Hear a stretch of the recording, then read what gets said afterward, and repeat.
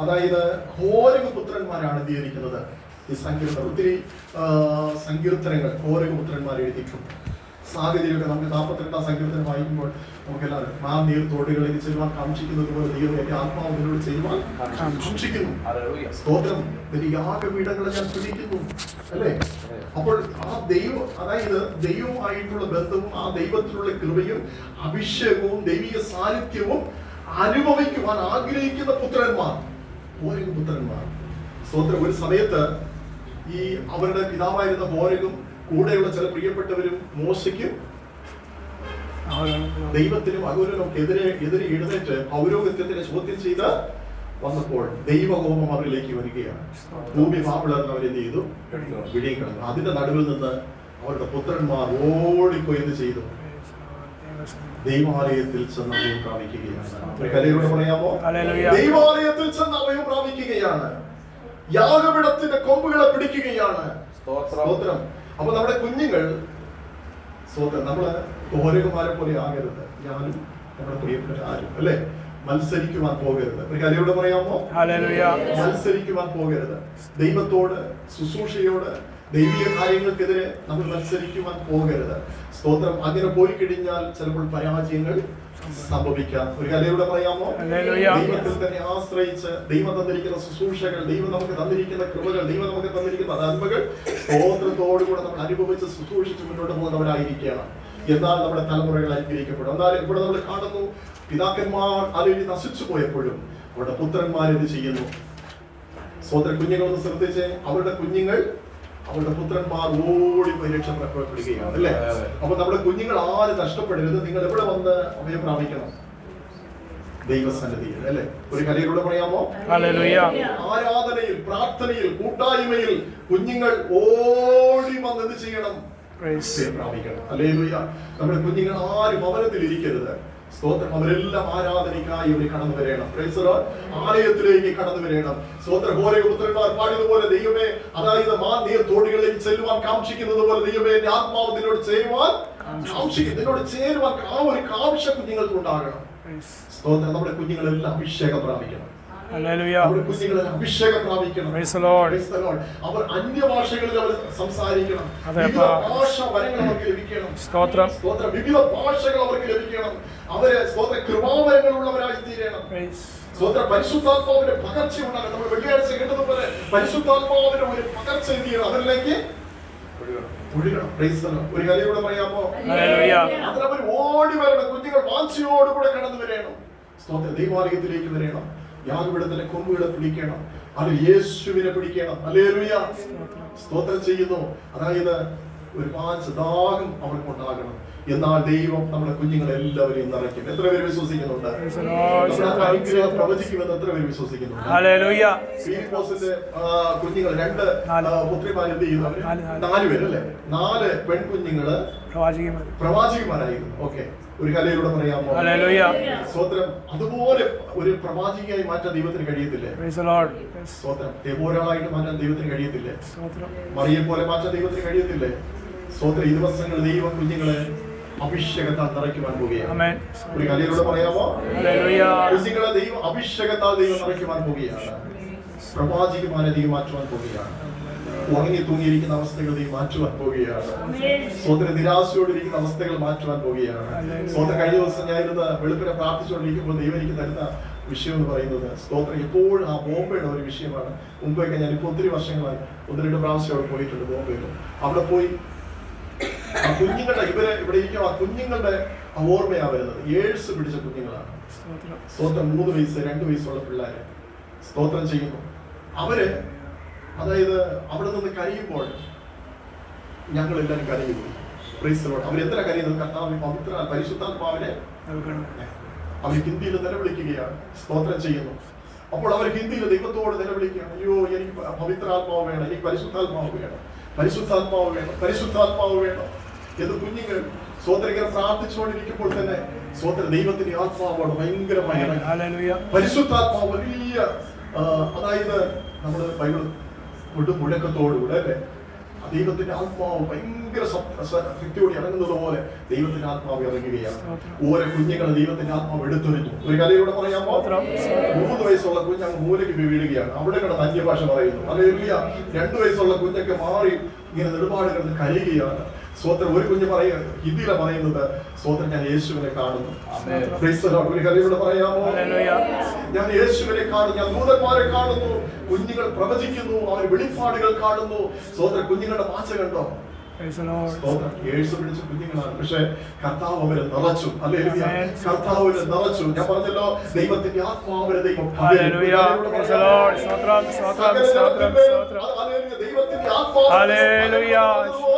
പരിശുദ്ധാത്മാവിനെ നമ്മുടെ കുഞ്ഞുങ്ങളെ മേൽ പകരും. അന്ത്യനാളുകൾ, ഈ കാലഘട്ടങ്ങൾ നമ്മുടെ കുഞ്ഞുങ്ങളെ അഭിഷേകത്തോടുകൂടെ കർത്താവ് എഴുന്നേൽപ്പിക്കണം. പരിശുദ്ധാത്മാവ് പകർന്നു കൊടുക്കുന്ന ഒരു അനുഭവമായിരിക്കണം. ശിഷ്യന്മാര് 7 പുരുഷന്മാരെ തിരഞ്ഞെടുത്ത് അവരുടെ മേൽ കൈവച്ച് പ്രാർത്ഥിച്ചപ്പോൾ ദൈവത്തിന്റെ ആത്മാവിനെ പകർന്ന് അവരെ ദൈവം അയച്ചതുപോലെ തന്നെ ഈ ദിവസങ്ങൾ നമ്മളെ കർത്താവ് അയക്കുവാൻ ആഗ്രഹിക്കുന്നു. പറയാമോ? അതിന് നമ്മള് എപ്പോഴും വില കൊടുക്കുന്നവരായിരിക്കണം. സ്തോത്രം. ആരാധനയ്ക്ക് വില കൊടുക്കണം, പ്രാർത്ഥനയ്ക്ക് വില കൊടുക്കണം. ഹല്ലേലൂയ. സമയം നമ്മൾ കൊടുക്കണം. കർത്താവിന് വേണ്ടി എന്തുമാകുവാൻ തയ്യാറായിരിക്കണം. കർത്താവിന് വേണ്ടി ഭരിക്കുവാനും തയ്യാറായിരിക്കണം. പറയാമോ? ഞാൻ ജീവിക്കുന്നത് ക്രിസ്തുവാണ്, മരിക്കുന്നത് എനിക്കില്ല. ഞാൻ ക്രിസ്തുവിനോടുകൂടെ ക്രൂശിക്കപ്പെട്ടിരിക്കുന്നു. ഇനി ജീവിക്കുന്നത് ഞാനല്ല, ക്രിസ്തുവാണ് എന്നിൽ ജീവിക്കുന്നത്. ക്രിസ്തുവാണ് ജീവിക്കുന്നത്, മറ്റാരുമല്ല. പറയാമോ? അതുകൊണ്ട് ദൈവമക്കളെ, സ്തോത്രം, നമുക്കൊരു വാഴ്ച ഉണ്ടാകണം. എന്താണ്? ഇങ്ങനെ തിരുനിവാസി എത്ര മനോഹരം. സ്തോത്രം ചെയ്യും. അടൂരില് ഒരു കുഞ്ഞ് എൻ്റെ അടുത്ത് പറഞ്ഞു, അവിടെ നമുക്ക് തമ്പാറാണുള്ളത്. തമ്പാർ ചെറിയ മൈസെറ്റൊക്കെ ഉണ്ട്. അവിടെ 1-2-3 ആഴ്ചയായിട്ട് കുറച്ച് ദിവസം ഇങ്ങനെ വന്നുകൊണ്ടിരുന്നു. അവർ വേറൊരു സഭയിൽ പോകുന്നവരാണ്.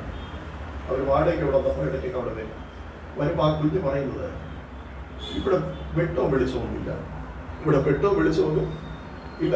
അവിടെ പോയി ആരാധിക്കുന്ന സമയത്ത് നല്ല കളർ ലൈറ്റൊക്കെ ഇട്ട് നല്ലതുപോലെ വർക്ക് ചെയ്യണം. ഇവിടെ ഒന്നും കാണുന്നില്ല ഒരു. അതുകൊണ്ട് എനിക്ക് ആ ലൈറ്റുള്ള എടുത്ത് തന്നെ എനിക്ക് പോകണം. എത്ര വയസ്സുണ്ട് നമ്മുടെ അവന്റെ പേരെന്താണ്? ഓക്കെ. അപ്പം ആ കുഞ്ഞ് പറയുന്ന ആ ഒരു അവന്റെ അവിടെ പോകുമ്പോൾ ആരാധനയോട് ലൈറ്റ് ഇട്ട കാണുമ്പോൾ ഇതൊക്കെയാണ് ആഗ്രഹിക്കുന്നത്. നമ്മുടെ കുഞ്ഞുങ്ങൾ അതാണ് ആഗ്രഹിക്കുന്നത്. അനുഗ്രഹം എപ്പോഴും അനുഗ്രഹിക്കുന്നു വിളിക്കുന്നത്. ഓക്കെ. അർപ്പിത എന്താണ്? ഒരു കലയോട് പറയാമോ? സ്തോത്രം. അപ്പൊ കുഞ്ഞുങ്ങൾക്ക് എന്താണ് ആഗ്രഹം? ലോക ആഡംബരമാണോ, പരിശുദ്ധാത്മാവിന്റെ അഭിഷേകമാണോ? എന്താണ് നമുക്ക് വേണ്ടത്? പരിശുദ്ധാത്മാവിന്റെ അഭിഷേകം അല്ലേ? വേണ്ടേ? ഈ ദിവസങ്ങൾ നമ്മുടെ കുഞ്ഞുങ്ങളെ ദൈവം പറയും. മാതാപിതാക്കളായിരിക്കുന്ന നമ്മുടെ ദൈവത്തോട് പ്രാർത്ഥിക്കും. ദൈവം കുഞ്ഞുങ്ങളെ പറയണം. ഓരോ പുത്രന്മാർ ദൈവാലയത്തിൽ വന്ന് അത് മനോഹരം എന്ന് പറഞ്ഞതുപോലെ കുഞ്ഞുങ്ങൾ ദൈവ സന്നിധിയിൽ വരുമ്പോൾ എന്ത് പറയണം? അയ്യോ, ഇത് മനോഹരമാണ്, മനോഹരമാണ്, പ്രാർത്ഥന മനോഹരമാണ്, ഈ കൂട്ടായ്മ മനോഹരമാണ്. ഒരു കലയോട് പറയാമോ? അത് ആരാധനയ്ക്ക് വാടി തൂങ്ങിയിരുന്നിട്ട് വെറുതെ വന്നിട്ട് പോയതുപോലെ അങ്ങനെ പറയാനാണോ? സ്വതന്ത്രം ഇതിനെക്കാട്ടും വീട്ടിൽ വന്ന് പ്രാർത്ഥിച്ചാൽ മതിയായിരുന്നു. അങ്ങനെ ആരെങ്കിലും പറയുന്നതുണ്ടോ? ഒരു കലയോട് പറയാമോ? സ്തോത്രം ചെയ്യുന്നു. ദൈവമക്കളെ, ഈ ചെറിയ കൂടിവരവിൽ വന്ന് ദൈവിക സാന്നിധ്യം അനുഭവിച്ചിട്ട് ഇവിടുന്ന് പോകുന്നതാണ് ഏറ്റവും മനോഹരം. പറയാമോ? സ്തോത്രം. നമ്മൾ പാടുമ്പോൾ, നമ്മൾ ആരാധിക്കുമ്പോൾ, അന്യഭാഷ പറയുമ്പോൾ, ദൈവത്തിന്റെ വചനം നമ്മൾ വായിക്കുമ്പോൾ, സങ്കീർത്തനങ്ങൾ ധ്യാനിക്കുമ്പോൾ, സ്തോത്ര സാക്ഷ്യങ്ങൾ പറയുമ്പോൾ, ദൈവമക്കളെ, നമ്മുടെ ഉള്ളിൽ ഉണ്ടാകുന്ന ആ ദൈവികമായ സാന്നിധ്യം മനോഹരമാണ്. മനോഹരം നമ്മുടെ ഉള്ളിലേക്ക് കടന്നു വരേണം. സ്തോത്രം ചെയ്യുന്നു. അവസാനത്തെ വാക്യ സമയമില്ലാത്തതുകൊണ്ട് സ്തോത്രം. അതിന്റെ 10ാം വാക്യം, നിന്റെ പ്രാകാരങ്ങളിൽ കഴിക്കുന്ന ഒരു ദിവസം വേറെ 1000 ദിവസത്തെക്കാൾ ഉത്തമമല്ലോ. ദുഷ്ടന്മാരുടെ കൂടാരങ്ങളിൽ പാർക്കുന്നതിനേക്കാൾ എന്റെ ദൈവത്തിന്റെ ആലയത്തിൽ വാതിൽക്കാവൽക്കാരനായിരിക്കുന്നത് എനിക്ക് ഏറെ ഇഷ്ടം. ഒരു കലിയോട് പറയാമോ? ചെയ്യുന്നു. ദൈവസന്നിധിയിൽ ഇവിടെ നമ്മൾ കാണുന്നു, നിന്റെ പ്രാകാരങ്ങളിൽ കഴിക്കുന്ന ഒരു ദിവസം മറ്റ് 1000 ദിവസത്തെക്കാൾ കർത്താവിന് വേണ്ടി കൊടുക്കുന്ന 1 മണിക്കൂർ 1000 മണിക്കൂറിനേക്കാൾ അല്പസമയം നാം ദൈവസ്ഥലിരിക്കുന്നത് സ്വതന്ത്രം അനേക ആരാധനയെ കവർന്നെടുക്കുന്നവരുണ്ട് എന്ന് പറഞ്ഞാൽ സ്വതന്ത്രം പഴയ നിയമത്തിൽ എന്താണ് പറയുന്നത്? അല്ല, പുതിയ നിയമത്തിലെ എബ്രായ ലേഖനത്തിൽ പറയുന്നത് 10:24 ചിലർ ചെയ്യുന്നത് പോലെ നമ്മുടെ സഭായോഗങ്ങളെ സ്തോത്രം. പഴയ നിയമത്തിൽ ശബത്തിനെ നിങ്ങൾ എന്ത് ചെയ്യരുത്? അശുദ്ധമാക്കരുത്. ശബത്ത് നിങ്ങൾ അശുദ്ധമാക്കരുത്. സ്തോത്രം. ഒരു കലയിലൂടെ പറയാമോ? എന്ന് പറഞ്ഞാൽ 6 ദിവസം കൊണ്ട് നിങ്ങൾ ജോലി ചെയ്തിട്ട് 7-ാം ദിവസം നിങ്ങൾ എന്തായിരിക്കണം? സ്വസ്ഥമായിരിക്കണം. സ്വസ്ഥമായിരിക്കുക എന്ന് പറഞ്ഞു കഴിഞ്ഞാൽ ക്രിസ്തുവിൽ, ദൈവത്തിൽ ആ ദൈവികമായ സാന്നിധ്യം ധ്യാനിച്ച് സ്തോത്രം നമ്മൾ സ്വസ്ഥമായിരുന്ന ദൈവത്തെ ആരാധിക്കേണ്ട ഒരു ദിവസമാണ്. ഒരു ജോലി എന്ത് ചെയ്യരുത്? ചെയ്യരുതെന്നാണ് പറഞ്ഞിരിക്കുന്നത്. ഹല്ലേലൂയ.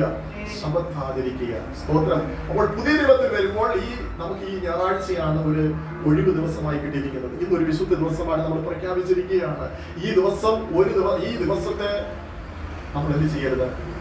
മറ്റു കാര്യങ്ങൾക്ക് വേണ്ടി കവർന്നെടുക്കരുത്. ഒരു കാര്യം ഇവിടെ പറയാമോ? സ്തോത്രം. ദൈവീയ, അതായത് കർത്താവിന് വേണ്ടി 1 മണിക്കൂർ 2 മണിക്കൂർ കൊടുക്കുന്നത്, ഈ മണിക്കൂറിനെ നമ്മൾ കവർന്നെടുത്തു കഴിഞ്ഞാൽ എന്തുമാത്രം നഷ്ടം വരുമെന്ന് അറിയാമോ? ഒരു കാര്യം പറയാമോ? എന്തുമാത്രം നഷ്ടം വരുമെന്നാണ്. അതുകൊണ്ട് ദൈവത്തിന്റെ ആത്മാവിൽ നിങ്ങൾ പ്രബോധിപ്പിക്കുന്നത്, നിങ്ങൾ ആരാധനയെ ഉപേക്ഷിക്കരുത്. കൊടുക്കുന്ന ഒരു ദിവസം 1000 ദിവസത്തേക്കാണ് ഉത്തമമാണ്. ഏറ്റവും ഉത്തമമാണ്, ഏറ്റവും നല്ലതാണ്. ഹല്ലേലൂയ. ആ ദൈവത്തിൽ നമുക്ക് ആശ്രയിക്കാം. സ്തോത്രം ചെയ്യും. അടുത്തതായിട്ട് അവസാനമായി സൈന്യങ്ങളുടെ യഹോവേ, നിന്നിൽ ആശ്രയിക്കുന്ന മനുഷ്യന്മാർ ആശ്രയിക്കണം. നമ്മള് യഹോവയിൽ ആശ്രയിക്കുന്നവരായി ഒരു കലയിലൂടെ പറയാമോ? പല വൈദ്യന്മാരാൽ ഒന്ന് നോക്കിയിട്ട് ഒട്ടും ഭേദം വരാതെ വളരെ പരവശയായിരുന്ന ഒരു സ്ത്രീയെ കുറിച്ച് ബൈബിളിൽ നമുക്ക് അറിയാമല്ലോ. മാർക്കോസിന്റെ സുവിശേഷം 5:25 നമുക്ക് എല്ലാവർക്കും അറിയാം. സ്വന്തം അവിടെ നമ്മൾ കാണും, നമ്മൾ വളരെ പരവശയാണ്. അവൾക്കുള്ള ഉണ്ടായിരുന്ന സകലത് വിറ്റ് അവൾ വൈദ്യന്മാർ കൊടുത്തിട്ടും സ്വന്തം അവൾക്ക് ഒട്ടും ഭേദം വരാതെ വളരെ പരവശയായി അവൾ ജീവിച്ചു കൊണ്ടിരുന്നു. സ്തോത്രം ചെയ്യും. ഒരു സ്വസ്ഥതയുമില്ല. ശരീരത്തിൽ നിന്ന് രക്തം വാർന്നുകൊണ്ടിരിക്കുകയാണ്. രക്തസ്രവം എന്നാണ് ഇവിടെ പറഞ്ഞിരിക്കുന്നത്. സ്തോത്രം. പല വൈദ്യന്മാരാൽ പലവട്ടം അവൾ നോക്കിയിട്ട് ഒരു ഭേദവുമില്ല, ഒരു സ്വസ്ഥതയുമില്ല, സൗഖ്യവുമില്ല. യേശുവിനെ കുറിച്ച് അവൾ കേട്ടു. ഉടനെ എന്ത് ചെയ്യുന്നു? സ്തോത്രം. യേശുവിന്റെ വസ്ത്രത്തിന്റെ തൊങ്ങലൊന്ന് തൊട്ട് കഴിഞ്ഞാൽ, യേശുവിന്റെ വസ്ത്രം ഒന്ന് തൊട്ട് കഴിഞ്ഞാൽ എനിക്ക് സൗഖ്യം വരുമെന്ന് അവൾ ഹൃദയത്തിൽ എന്ത് ചെയ്തു? അവൾ വിശ്വസിച്ചു. ഹൃദയത്തിൽ അവൾ വിശ്വസിച്ചു. സ്തോത്രം. ജനക്കൂട്ടങ്ങൾ ഇങ്ങനെ തിങ്ങിപ്പോവുകയാണ്. എന്നിട്ടും ആ ജനക്കൂട്ടത്തിന്റെ നടുവിൽ കൂടെ ചെന്ന് യേശുവിന്റെ വസ്ത്രത്തിന്റെ ഓരമൊന്ന് തൊട്ടു, തൊങ്ങലൊന്ന് തൊട്ടു, വസ്ത്രമൊന്ന് തൊട്ടു. അപ്പോൾ തന്നെ യേശുവിൽ നിന്ന് ശക്തി പുറപ്പെട്ട് അവളുടെ രക്തസ്രാവം നിന്നുപോയി. അവൾ ശരീരത്തിന് അത് അറിഞ്ഞു. ഒരു കലയിലൂടെ പറയാം ചെയ്യുന്നു. അതുവരെ അവൾ ആശ്രയിച്ചിരുന്നത് വൈദ്യന്മാരിലാണ്, മരുന്നിലാണ്. എന്നാൽ ഇപ്പോൾ അവൾ ആശ്രയിക്കുന്ന ആരെയാണ്? യേശുവിൽ അവൾ ആശ്രയിച്ചു.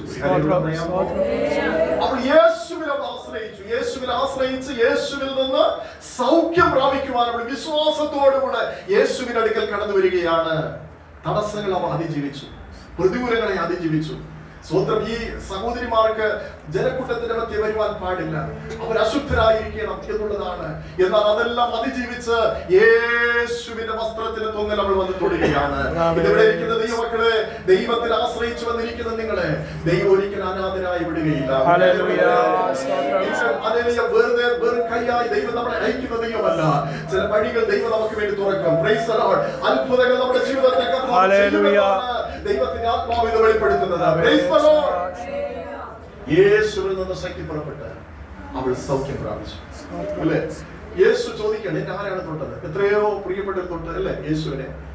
തിക്കിലും തിരക്കിലും ഇഷ്ടംപോലെ ആൾക്കാർ തൊട്ടുകൊണ്ടിരിക്കുകയാണ്. ഇനി പ്രത്യേകിച്ച് ആരെങ്കിലും തൊടണോ? യേശു അല്ല, എന്നെ ആരോ തൊട്ട് ആവശ്യമായി. അവൾ മാറി നിൽക്കുവാൻ കഴിയാതെ വന്നപ്പോൾ യേശുവിന്റെ അടുക്കൽ വന്ന് പറയുന്നു, യേശു എന്നാണ്. യേശു വഴക്ക് പറഞ്ഞില്ല. യേശു ഒന്നും അവളെ വഴക്ക് പറയുകയോ പ്രയാസപ്പെടുത്തുകയോ ചെയ്തില്ല. അവളോട് പറഞ്ഞ എന്താണ്? സ്ത്രീയെ, നിന്റെ വിശ്വാസം വലുതാണ്. നീ ബാധ ഒഴിഞ്ഞ് നീ സ്വസ്ഥയായിരിക്കുക. അവൾ സൗഖ്യം പ്രാപിച്ചു. ഒരു കലയിലൂടെ പറയാമോ? ഈ ആലയത്തിലേക്ക്, ഈ കൂട്ടായ്മയിലേക്ക്, ഈ സ്തോത്ര ഹാളിലേക്ക് കടന്നു വിശ്വാസത്തോട് വന്നിരിക്കുന്ന ദൈവമക്കളെ, യേശു നമ്മുടെ നടുവിലുണ്ട്. യേശുവിൽ നമുക്ക് ആശ്രയിക്കാം. ഒരു കലയിലൂടെ പറയാമോ? യേശുവിൽ നമ്മൾ ആശ്രയിച്ചാൽ, സൈന്യങ്ങളുടെ യഹോവയെ ആശ്രയിക്കുന്ന മനുഷ്യൻ ആശ്രയിച്ചാൽ വിടുതലുണ്ടാകും. ഹല്ലേലൂയ. യേശുവിൽ ആശ്രയിച്ചാൽ വിടുതലുണ്ടാകും. യേശുവിൽ ആശ്രയിച്ചാൽ സൗഖ്യമുണ്ടാകും. യേശുവിൽ ആശ്രയിച്ചാൽ വഴികൾ തുറക്കും. യേശുവിൽ ആശ്രയിച്ചാൽ അത്ഭുതങ്ങൾ സംഭവിക്കും. യേശുവിൽ ആശ്രയിച്ചാൽ നിന്റെ കടപ്പാടുകൾ മാറി കട വാങ്ങുന്ന ഒരു വ്യക്തിയെ കട കൊടുക്കുന്ന വ്യക്തിയാക്കി മാറ്റും. ചില സമൃദ്ധി ദൈവം നമുക്ക് നൽകും. സ്വന്തം ചില അനുഗ്രഹങ്ങൾ ദൈവം നമുക്ക് വേണ്ടി നൽകും. ചില പുതുവഴികൾ ദൈവം നമുക്ക് വേണ്ടി തുറക്കും. നമ്മൾ ഒരു നാളും കൈവിടുകയില്ല. ഒരു കലയിലൂടെ പറയാമോ? നമ്മുടെ ആവശ്യങ്ങൾ അറിഞ്ഞ് ദൈവം നമുക്ക് വേണ്ടി പ്രവർത്തിക്കും. അല്ലേ? സ്വന്തം നമ്മൾ അനുഗ്രഹിക്കണം, അനുഗ്രഹം കവിഞ്ഞു വിടുന്ന അനുഗ്രഹം ഇതൊക്കെ ഉണ്ട്. പക്ഷേ സ്തോത്രം നമ്മുടെ ആവശ്യങ്ങളാണ് കർത്താവ് ചെയ്തത് അനുസരിച്ച് പ്രവർത്തിക്കുന്നത്. ഒരു കലയിലൂടെ പറയാമോ? വീട് വേണമെങ്കിൽ നമുക്ക് വീട് ദൈവം തരും. എത്ര പേര് വിശ്വസിക്കുന്നു? ഒരു വീട് ദൈവം തരും. പ്രിയ ദേവദാസിയോട് ദൈവാത്മാ പറയുന്നു, സ്തോത്രം ഒരു പുതിയ വീട് ദൈവം തരാൻ സാധ്യതയുണ്ട്. വിശ്വാസമുണ്ടോ? സ്തോത്രം ഈ ഭൂമിയിൽ നമ്മൾ പാർക്കുമ്പോൾ ഇപ്പൊ വീടുണ്ടോ എന്ന് നമുക്ക് എനിക്കറിയത്തില്ല. പക്ഷെ ഒരു വീട്, ഒരു പുതിയ വീട് ദൈവാത്മാവിനെ കാണിക്കുന്നുണ്ട്. അത് ദൈവം തരും. അല്ലേ? സ്തോത്രം. ഇനി കർത്താവിന്റെ വേലയ്ക്ക് വേണ്ടിയാണോ അല്ല സ്വന്തമായി താമസിക്കാൻ എന്ന് അറിയത്തില്ല. വീട് ദൈവാത്മാവിനെ കാണിക്കുന്നു. ഈ വർഷം വിശ്വാസമുള്ളവരുടെ കാര്യം പറയാം. അപ്പോൾ നമുക്കൊരു സാധ്യതയില്ല. അവിടെയാ പ്രവർത്തിക്കുന്നത്. അല്ലേ? നമുക്കൊരു സാധ്യതയുമില്ല. പക്ഷെ ദൈവത്തെ കൊണ്ട് സാധിക്കും. ഇതാണ് നമ്മുടെ വിശ്വാസം. വിശ്വസിക്കാൻ അത്ഭുതത്തിന്റെ ദൈവമാണ്. പ്രാർത്ഥനയോടുകൂടെ നമുക്കായിരിക്കാം. ഹല്ലേലൂയ. ഇന്ന് നമ്മുടെ നടുവിൽ ദൈവദാസനുണ്ട്. ഹല്ലേലൂയ. സ്തോത്രം. ഹല്ലേലൂയ. ദൈവത്തിന്റെ വചനം സംസാരിക്കും. നമ്മളത് കേൾക്കണം. വില പ്രാപിച്ചു കൊടുക്കണം. സ്തോത്രം. ദൈവത്തിന്റെ ആത്മാവ് നമ്മളോട് ഇടപെടുമ്പോൾ നമ്മളത് ഏറ്റെടുക്കണം. ഹല്ലേലൂയ. ഒരു കലയിലൂടെ പറയാമോ? സത്യമായിട്ട് നമുക്ക് സാക്ഷി പറയാം. കേട്ടാലും നമുക്ക് ഏറ്റെടുക്കാം. പുതിയ തീരുമാനങ്ങൾ എടുക്കാം. വിശ്വാസത്തോടുകൂടെ മുന്നോട്ട് പോകാം. ചൊവ്വാഴ്ച നടക്കുന്ന ഹല്ലേലൂയ 2 മണിക്കൂർ പ്രാർത്ഥനയിലൂടെ സംബന്ധിക്കാം. സ്തോത്രം ചെയ്ത് വെള്ളിയാഴ്ച ഉപവാസ പ്രാർത്ഥനയിലൂടെ സംബന്ധിക്കാം. ശക്തമായി ദൈവത്തിന് വേണ്ടി പ്രയോജനപ്പെടുവാൻ നമ്മളെ തന്നെ സമർപ്പിക്കാം. വലിയൊരു പകർച്ചയുടെ സാന്നിധ്യ ദൈവാത്മാവിനോട് ചോദിച്ചു നോക്കി. ഇവിടെ പ്രാർത്ഥിക്കുമ്പോൾ അതാണ് ദൈവം എപ്പോഴും പറയുന്നത്. പകരുന്ന ദൈവത്തിന്റെ സാന്നിധ്യം അത് ഈ ദിവസങ്ങളിൽ സഭയിൽ കർത്താവ് വെളിപ്പെടുത്തും. ആത്മാക്കൾ കൊണ്ട് കർത്താവ് നിറയ്ക്കും. ഇവിടെ നിൽക്കുവാൻ, ഇവിടെ ഇരിക്കുവാൻ സ്ഥലമില്ലാത്ത വിധത്തിൽ ആത്മാക്കളിലൂടെ കടന്നു വരും. സ്വതന്ത്രം ഞാൻ ആത്മാവിന് പ്രവചിക്കുകയാണ്. അങ്ങനെ തന്നെ സംഭവിക്കും. വിശ്വാസത്തോടുകൂടെ നമുക്കായിരിക്കാം. സ്വതന്ത്രം ചുരുക്ക വാദ്യങ്ങളിൽ നമുക്ക് സാക്ഷി പറയാം. ആദ്യം നമ്മുടെ കുഞ്ഞുങ്ങളെ എഴുന്നേറ്റ്